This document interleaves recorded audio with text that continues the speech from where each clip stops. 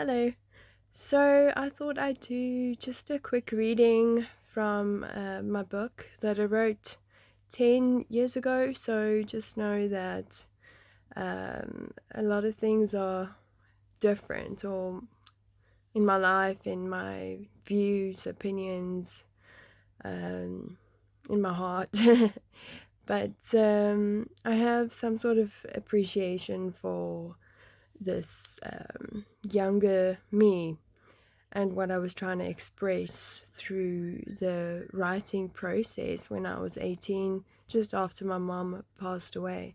So some of it is kind of abstract, but I think it has its usefulness, and then there are parts in which it's merely sort of like noise. But that sort of gives way for other new thoughts to creep in. So, anyway, let me just read from a certain chapter. It's very short, so hopefully, um, this doesn't have to be too daunting. Anyway, a happy heart is a happy life, no matter the intelligence. I asked myself if I would be a worried genius or a joyful simpleton. My answer begins with a comparison of worried versus joyful. Obviously, if it would only be between these two, I would rather be joyful. But when we approach the genius versus simpleton, the choice becomes a little more complicated, even whilst factoring in each of their attachments. From a yin-yang universal balance point of view, I pose a query in response to the original question. Would the simpleton ever be joyful if the genius did not worry? If the genius was worrying about the joyfulness of the simpleton, the genius would then be compelled to do its job, and hence become obligated to find solutions to problems that may face the simpleton. And one of those issues may very well be the dissipation of joy. And so the genius goes to work and compromises itself in order to succeed at providing the simpleton with joy. Therefore, if I, the worried genius, could make someone's life better, the simpleton, by resolving their problems, even if I compromise myself as well as my own chance of joy in the process, I would. I would be the genius not for credit but for development, and as the genius, perhaps worrying could transform into a purpose or cause, a meaning to life. Therefore, sustenance of being could possibly be attained. Do not get me wrong, though. If the genius did not worry nor do its job, then I would be the joyful simpleton in a heartbeat.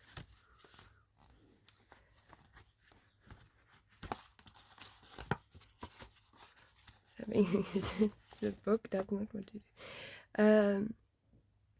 Ignorance is bliss. One is not forced to choose to be the genius. One is allowed to choose to be the simpleton, even if for mere joy. For a happy heart is a happy life, no matter the intelligence. And everyone deserves a happy heart. And that is true. Everyone deserves a happy heart. A happy heart, a healthy heart, a heart that is filled with love. I asked myself another question. If not now, then when? Yes, living in the present is imperative to some point, but one should not let it constrain oneself. If one is unable to do it now, then one should not become caught up in the fact. One should just do it when one is able to. As long as when one does it, one reserves no regrets for not being able to do it then. I'm not sure what the it is that I'm referring to. It is not always about the time, but of the worthiness of the actions during that time. This being said, sometimes the worthiness is, in fact, the timing. One should be able to tell which of the two is necessary according to the situation. How can one do this? By using one's guide and one's heart. Don't do it when you are less able to, if that means you will do it with half a heart. Do it when you are able to, whilst having a full heart. Timing isn't always everything, but don't put things off either. Be earnest.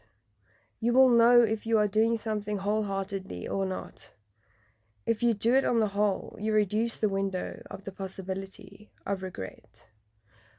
Okay, so I just want to go back to some of the questions I ask here. This is one of the chapters that I am sort of like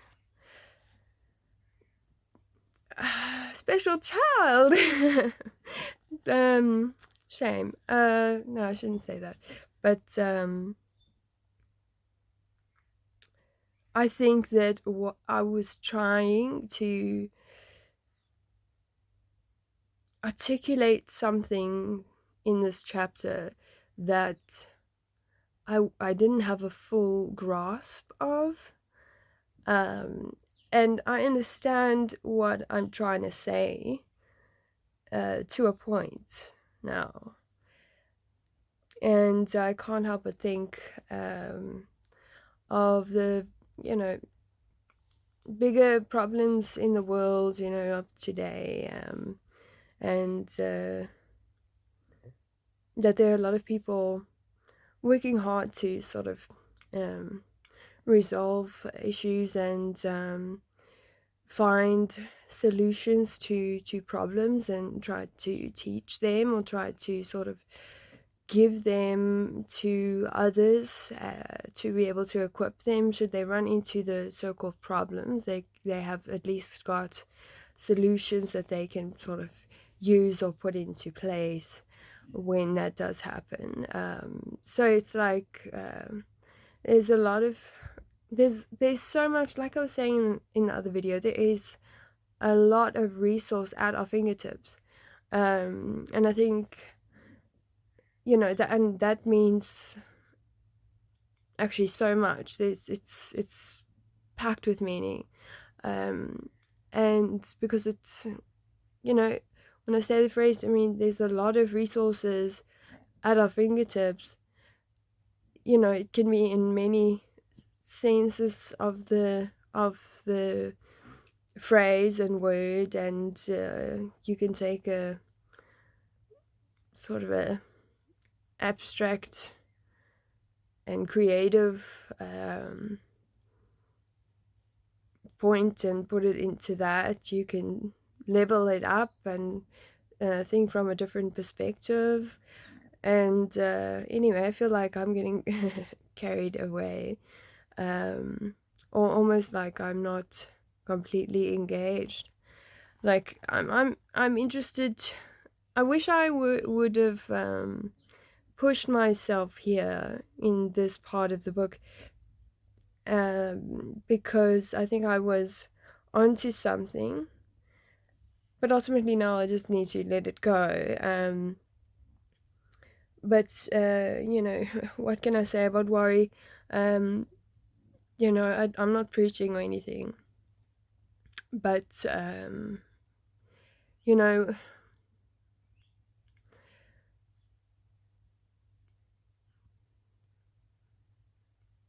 worry, is worrying useful? Is worrying useful? I just want to pose that question. When you worry, what are the side effects of worry? Whether they're good or bad, I'd love to hear some good side effects. But I think we should at least begin to be mindful. If you can change the worrying to rather sort of being mindful, and by mindful I'm saying like being aware, and with a sort of a drop of care and love and towards oneself and others, a kindness as well, and not being too hard on yourself, and not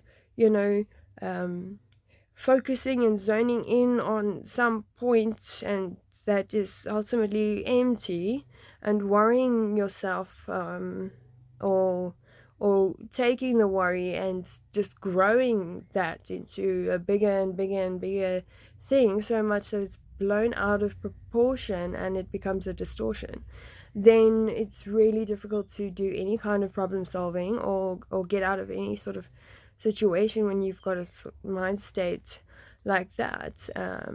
In fact, worry can progress into stress, and then stress can like sort of really be bad for you.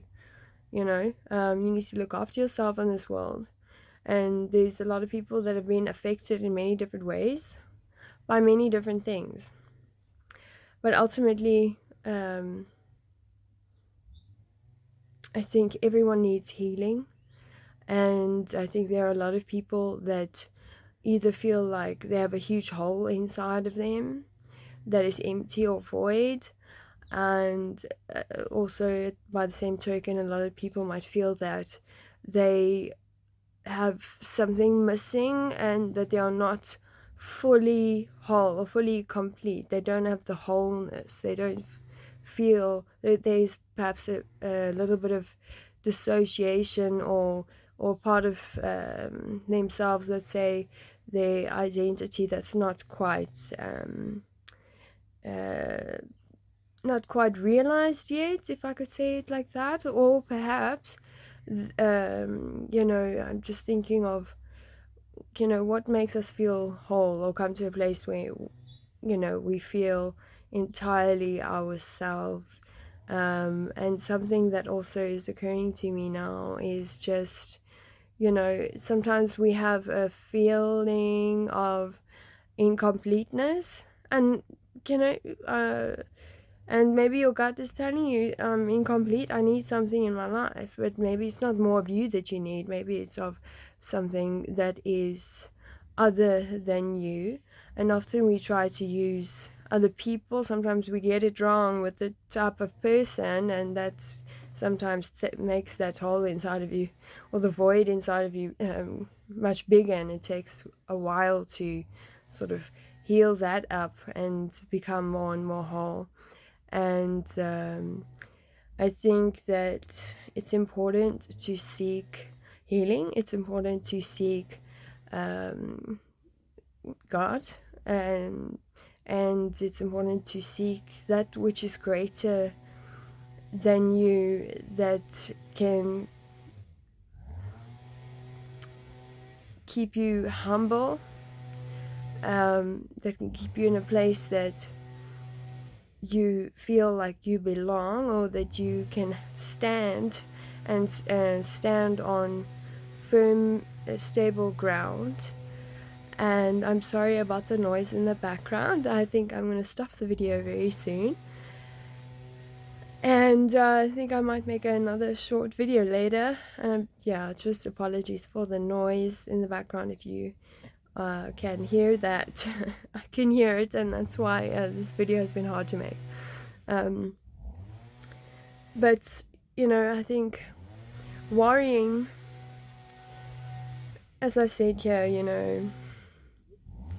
I would be the worried genius, and I say that because I understand here that if I were to choose to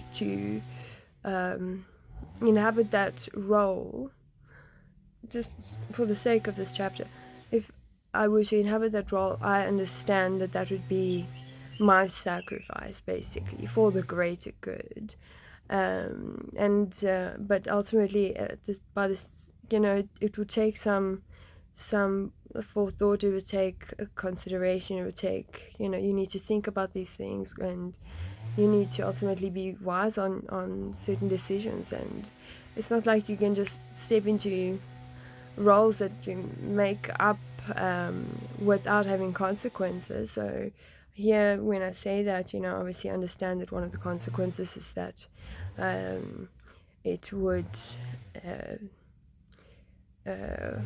let's say it would grate at me, but it would be for the joy of the simpleton who perhaps isn't worried and is in an ignorant place, but is perhaps walking into a place that is kind of hopeless or void of hope. or happiness or joy. Perhaps the joy is seeping out of their lives.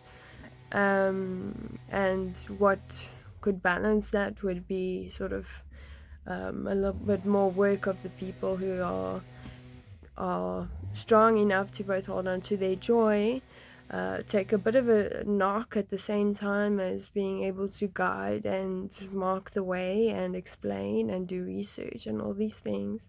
Ultimately, I think they have come along a little bit further and are more whole and have more of the parts, all the parts working and in themselves, and can almost be more productive in the way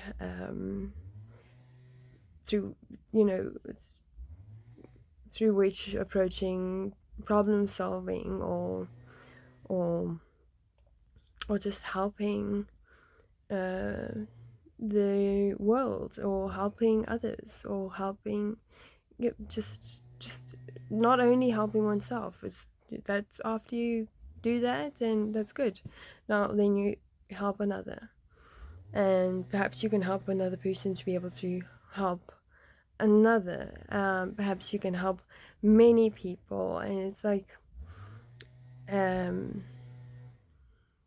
assisting and aiding into another person's sort of future, or investing into their potential, which ultimately would contain hope. Because otherwise, why worry, why put your brain at work, why work so hard to try and prevent the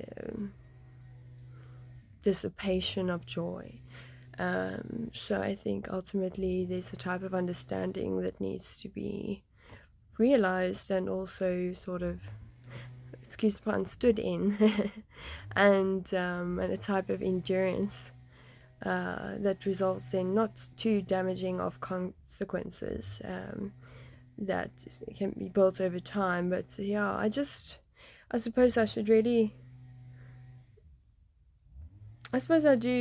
do understand this. I think something that also occurs to me now is that um, the heart, and what is the intention of your heart?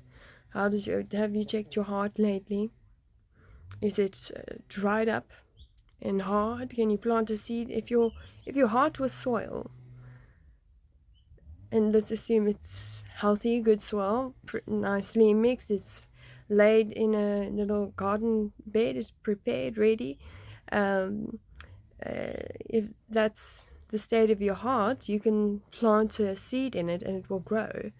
But if your heart is soil, but it's unhealthy soil, let's say it's beyond that, let's say it's not even soil anymore, it's so dried up that it's like concrete. It's like you can't put anything into it. That's almost like yeah, that is hectic. That even if there's a crack in it, maybe you can't force the seed through something that's like a heart or a soil or ground that is almost like concrete.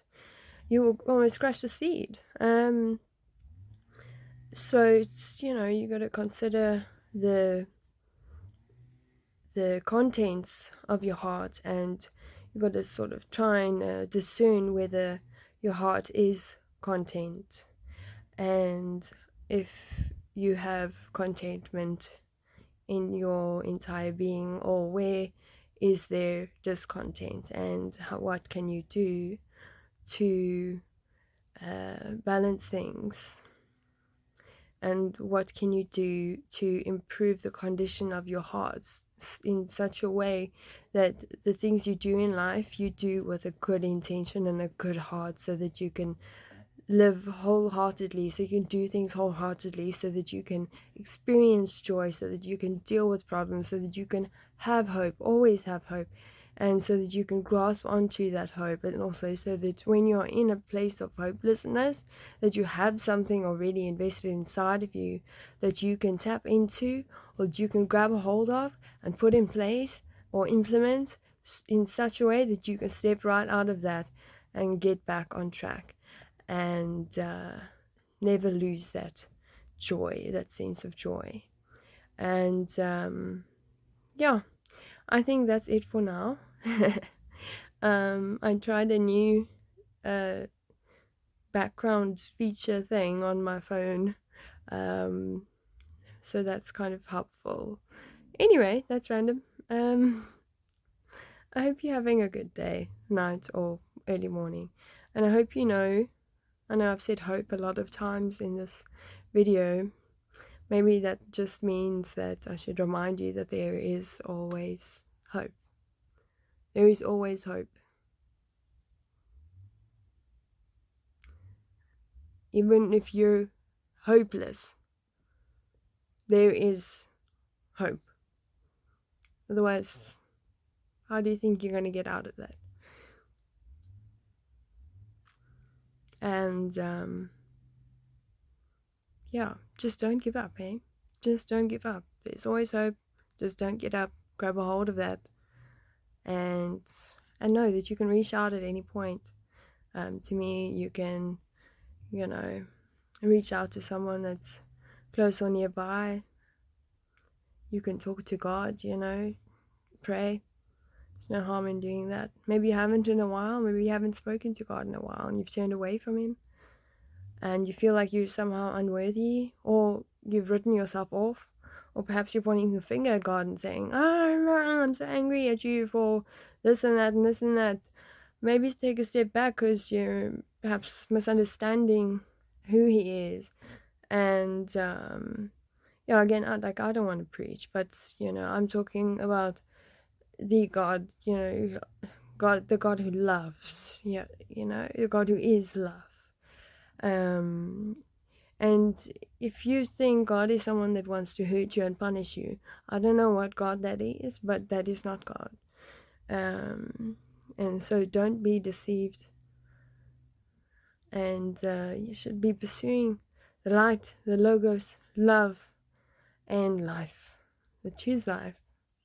And yeah, see you again.